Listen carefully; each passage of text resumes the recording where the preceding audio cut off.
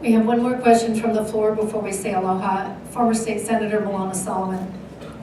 I just wanted to say this as an observation. We don't necessarily have What you use today? Because Kerri's two things.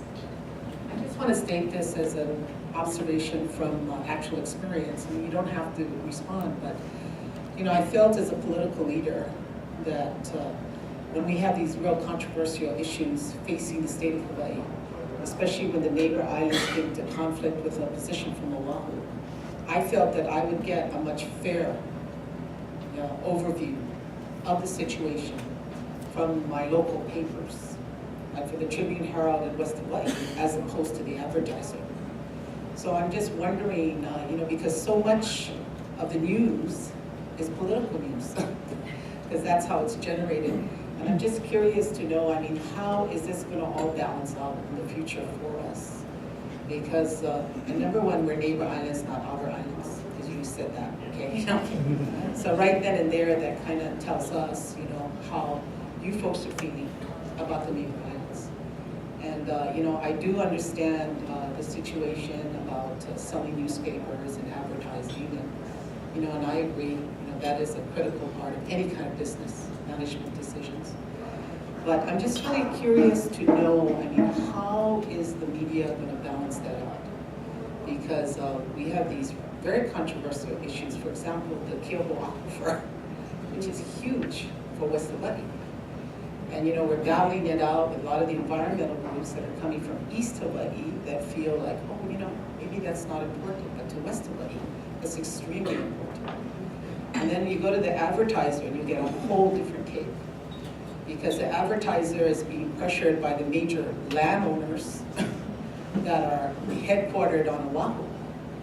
You see, so as before, when we had the editor from the Tribune-Herald, we had an editor from West Hawaii, I felt as a political leader that I had more flexibility in terms of bringing our issues to the forefront, because these people actually live in the community. They go to all of the community meetings, especially our reporters, as opposed to somebody interviewing me from the Advertiser, sitting there, has no idea how large the Big Island is, what our challenges are. And they're writing this huge piece, which sometimes goes, is direct in conflict of what the neighbor islands are thinking of. And I think this is relative to the GMO issue. It's relative to a lot of the controversial issues. So I felt that the neighbor islands are never treated fairly in terms of our political positions on issues. So how are we going to do this now when we kind of have a monopoly? And I know we don't like that word, but for me, I feel that's kind of where we're headed towards. So I'm just hoping that, I know you did not make a commitment about an editor, and I'm just hoping that maybe my observation would help you take a different point of view into your consideration. Thank you. Well, you said I didn't have to comment, but I really would say that